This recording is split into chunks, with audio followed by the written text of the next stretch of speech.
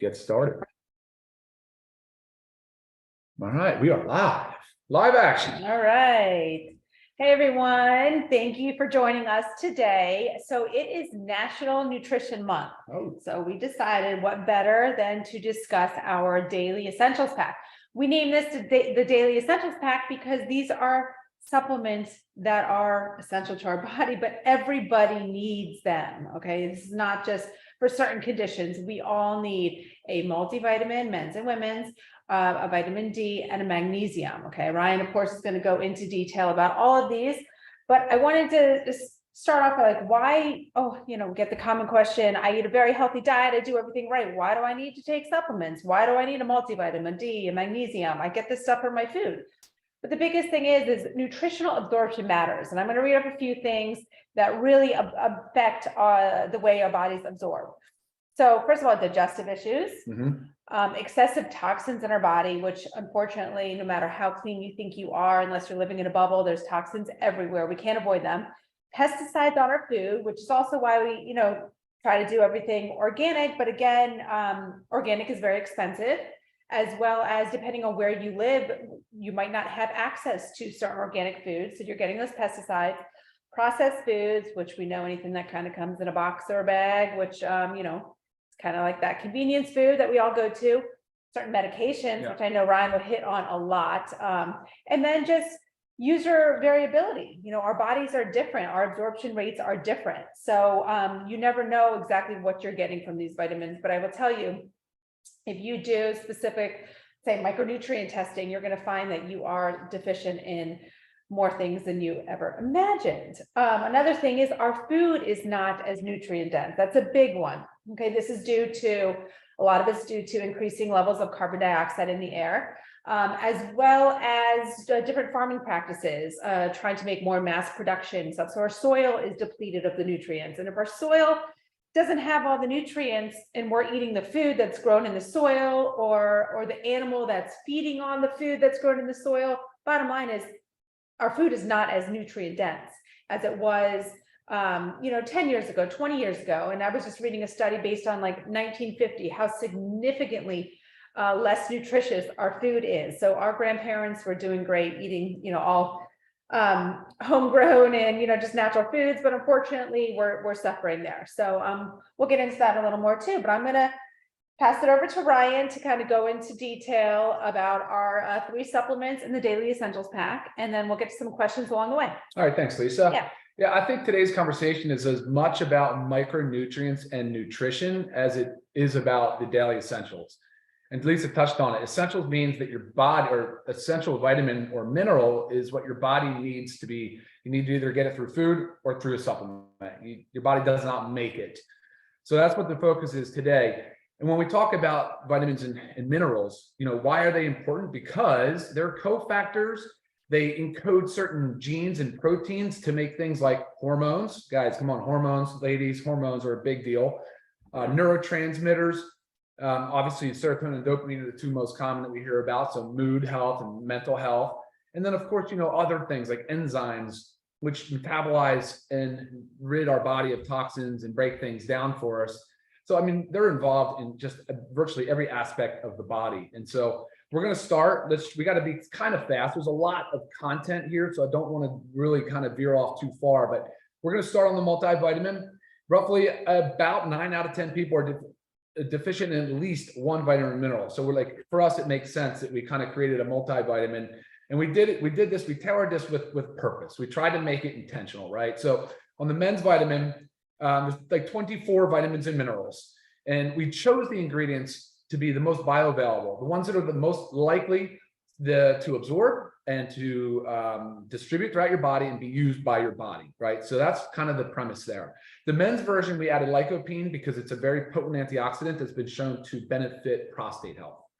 We also have a lot of glycine, which is good for muscle health.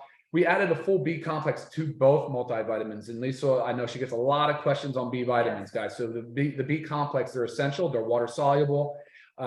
So yeah, that's really important. But one of the favorite things about this for me was like, when you're looking at vision support and vitamins for vision, based on the ARID study, and they're expensive. I mean, these vitamins are really expensive. So we were able to source lutein and zeaxanthin. They're the two pigments in the marigold flower, those bright yellows and oranges.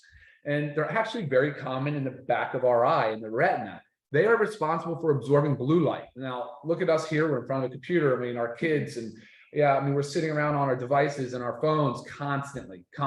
Vision loss is happening at a much younger age and an unprecedented level. So to have all that in a multivitamin is just so huge.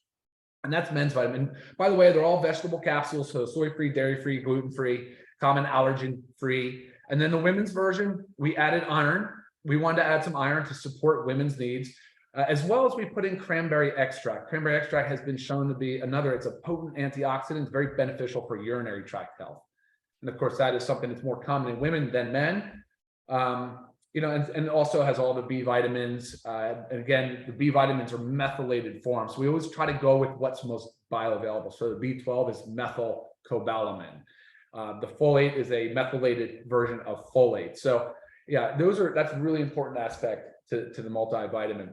Multivitamin, how to get the most out of it. Do you want to say something? Well, I was going to say, jump in. two questions that I commonly get. Ryan touched on the B vitamins, but I constantly get, my doctor says I'm low on B12. What can I do? It's typically the B12 they measure. But again, in the multivitamin. And another one that's very common is I am postmenopausal and I should not be taking iron. Are you going to have one without iron? Well, women, you can take the men's. Yeah. It is formulated without iron. Just because it says men, it's okay. Yeah. You can take it. So that's what I always recommend for those postmenopausal women that cannot take iron. Yeah, I was just going to comment the best way to get the most out of it, because of the B complex and the B vitamins are so involved in energy production, that I would suggest taking it earlier in the day and taking it with food. So maybe that first meal of the day, whatever time that is, that's probably the best time to take the multivitamin. That's going to help you out the most. All right, let me just jump in real quick. I want to see if anybody has any questions, because again, we're going to move through. I want to move through. There's quite a bit to cover. Lisa, is there anything else that you want to touch on before we move on? Not necessarily in the multi. Okay. I'm just trying to see right now if some of these questions are coming in. For unrelated to what we're talking about right now, though. Unrelated. And you mentioned though taking this in the morning more so because of the B vitamins and the B vitamins, and also some of the ingredients are fat soluble. So taking with food is going to help, is beneficial. Right. So example, like you want to take it with a fat, or food in general. But yeah. What would be a healthy fat though? Because we're going to talk about that with vitamin D. So what would be a healthy fat for like the first meal? Okay. Adding some, eggs and avocado. Yeah. Perfect example there. Even just eggs itself, because you've got the good healthy fats in the yolk. All right. So let's move on. We're going to move on, but I want to tell you something, guys. This is really important to keep in mind. You're going to notice that there's two other essential, so we have vitamin D3 and we have magnesium. Now we did take those out of the multi. We also left out calcium. There's a reason behind that. There's a clinical reason for that. So if you're going to need to take calcium, I want you to focus on calcium. Buy the most bioavailable form of calcium. There are lots of different calciums available. Know how much you're taking, monitor your levels. You may have to move it up and down. You can't do that when it's packed in a multivitamin. Magnesium, and that's kind of the premise with vitamin D. That's why we didn't put the vitamin D in there. Plus, it's a volume thing. How much can you actually get into these capsules? I mean, but the vitamin D, it's same kind of concept. It's fat soluble, so it can build up in the tissues. We wanted to leave it out of the multi so that you could custom tailor your dosing. Magnesium, we left out of the multi because it can actually interact with things. It can chelate and bind to certain things and other ingredients. So we felt, and the same thing, we wanted to have more control over our dosing, and we'll get into that in just a moment. So if something chelates and binds, prevents absorption. It locks together. Okay. Chelation is just basically locking together, can't go anywhere, it's stuck. All right, that's layman's term for it. All right, let's move on to say vitamin D. All right, do you have anything on the? Did we miss anything? Are we good? On the multis? On the multis? No. Let's go through the D. All right, sweet. All right, we're going to do vitamin D. All right, guys, vitamin D, also known as the sunshine vitamin. That's because your body makes it, right? It's sort of essential. Your body does make it, but it's in response to sunlight. So the problem with that is that imagine northern climates right now. Imagine overcast, rainy, cold skies. You're not getting out. You're not seeing the sun that much. Even for people that are in the warmer climates in the winter and getting out, you're still seeing clinical results in the blood work. Insufficient. Sure. I mean, we live in Florida, and the majority of people still. And we still obviously supplement. Yeah. But there's a risk reward. You have to weigh out your benefits of being in the sun without sunscreen and exposing your skin to the sun And that's a whole lively discussion in itself, right? Mhm. So sunshine vitamin, the body can make it. And the same way that we supplement with it. So when you supplement with vitamin D, we chose vitamin D3, it's the most bioavailable form. We added it with K2 because it has other benefits, increases the absorption of calcium, helps the vitamin D be more active. But when this vitamin D3 is in your body, it goes to the kidney and it becomes a hormone called calcitriol. That calcitriol is known, it is very highly involved in the bone manufacturing process, really is. It recruits calcium, it brings in phosphorus, it works with the magnesium and the vitamin D. So comes together to build bone health, but that's not the only thing that these involved in, right? And so these involved in, we know bone, right? We're talking about immune health now. You're seeing, geez, tons and tons of literature and studies supporting vitamin D for immune health. And of course, I'm seeing it now for energy production. Lots of studies are coming out with energy production as well. Some of you might ask, why can't we get it from our food? Why? Well, you want to answer that one? Why we can't get it? Yeah, well, I mean, we can, but why don't we get enough? Well, the same, I mean, our food is.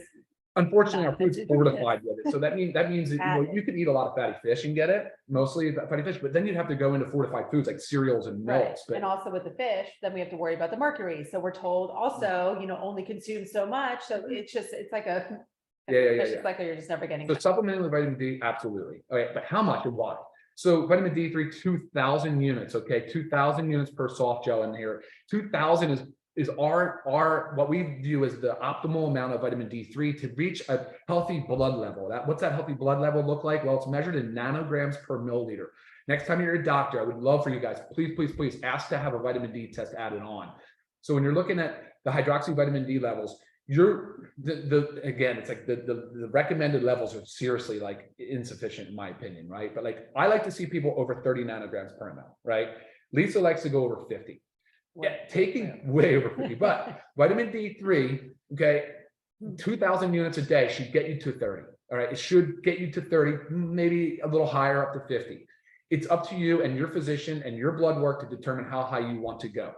But you need to be careful though, because vitamin D3 is fat soluble. What does that mean? It means it deposits into the tissues. Okay, depositing into the tissues means that it can become toxic at high amounts. So lots of questions come in. Why not a 10,000 unit? I'm a 10,000 unit type of person. Well, 10,000 units a day, you better be monitoring your blood levels. I want you to be working with a physician if possible. And typically your physician is the one that would recommend a vitamin D 10,000 based on your blood work. It's typically not sold in that high, but we also did. I mean, this is 60 capsules. So we're understanding that some people might need more than the 2,000. So there's 60 in there. So you could take 2 together, you could take three together, but it's the safest way to do this and the most effective way for the majority of people. Right, and that's exactly right. We want outcomes. We want results, and that's what this is all about, guys. All right, questions on vitamin D. There's just so many questions now. It's hard to screen through and figure out what is relevant. Well, I was going to say my questions are a lot of. Well, go ahead, fire. You got it. No, we answered those. Why 2,000 units? And we will tell you, I had one today. The recommended daily allowance is 600 international units. I mean, we're going above that, obviously, 2,000 because 600 is. Okay, international units. So the D3 plus K2, we just talked about that. Is 2,000. Good question, Ken. Okay, yeah, because don't forget 1 microgram. So these are measured in micrograms. 1 microgram is equivalent to 40 units. So this is 50 micrograms. It means it's 50 times 40 is 2,000 units per soft gel or per capsule. Per vegetable capsule. Oh, a real quick question. When to take? I know we talked about taking this fluid. Why would you prefer taking this in the morning? Oh, yes, awesome. Thank you for asking that. All right, vitamin D in the morning with food. How about first meal? Because some people like to fast. All right, so first meal, take your vitamin D. Now studies are supporting the sleep awake cycle, right? They have this huge role in producing melatonin or getting the pineal gland in the body ready for sleep, even early in the morning. It's that whole premise of when you first get up in the morning, you walk outside, there's hunters and gatherers, I mean, boom, sunlight. It's just triggering that sleep and awake cycle. So very important, if you can, just take it with your first meal. I don't mind you taking it with the multivitamin. That's not the issue. You can take but take it with food if possible. And if not, that's fine. Take it without food. It'll still absorb, probably maybe not as much, but I'd rather you get it, right? I mean, and part of our recommendations for sleep, if someone emails me about they need help sleeping, what I recommend, it's always take your D in the morning and take your magnesium in the evening, later afternoon. So you have two of our sleep help aids here. Yep. I'm sorry, guys. I'm bouncing back. Yes, we did say females can take the male vitamins if you're trying to avoid iron. Yes, that is okay.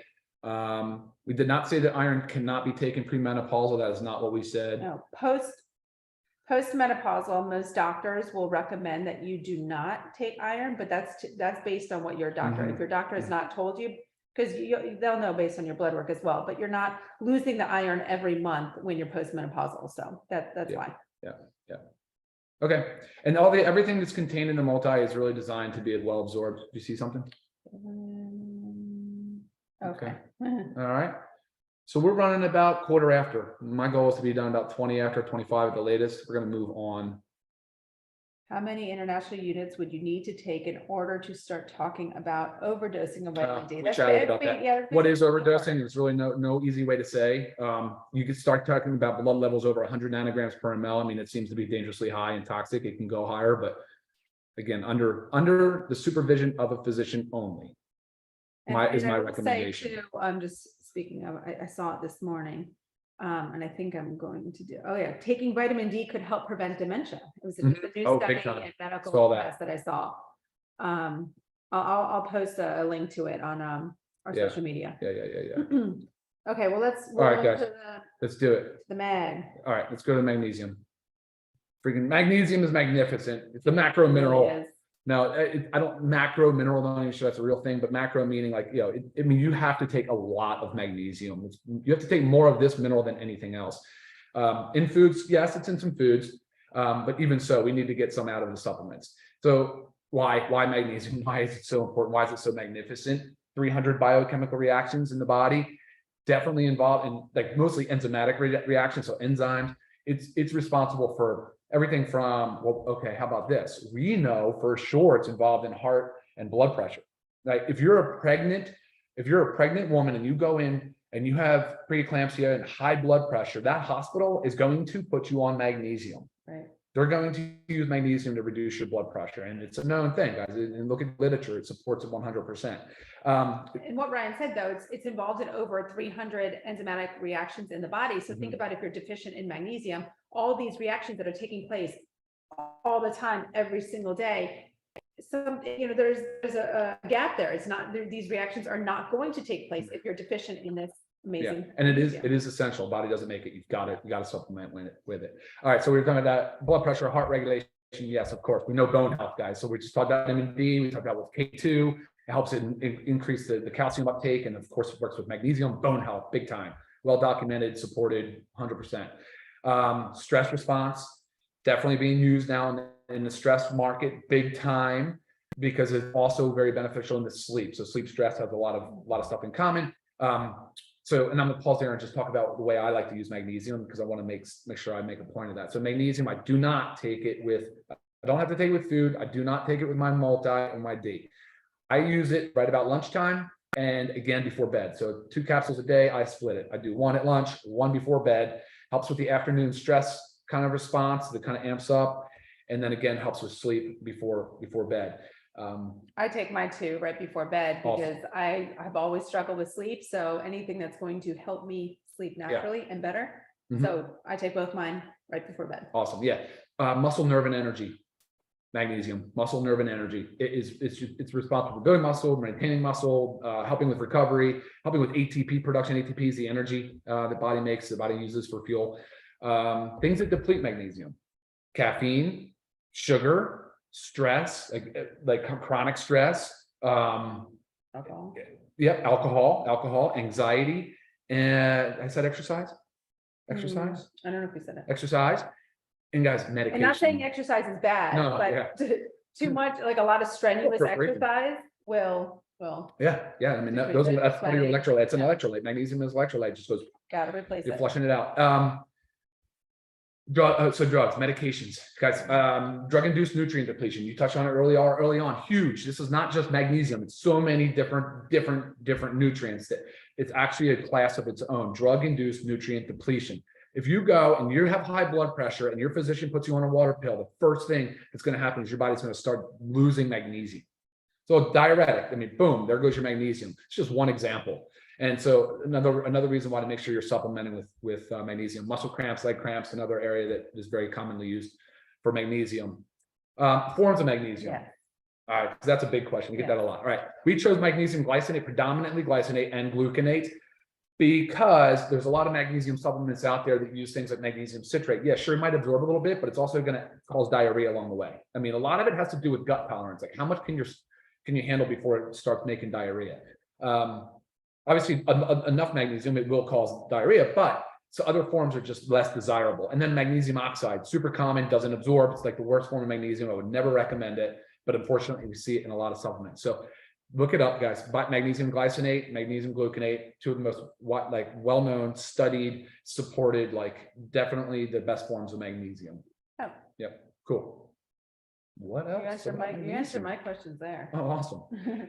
Did you do vegetable capsule?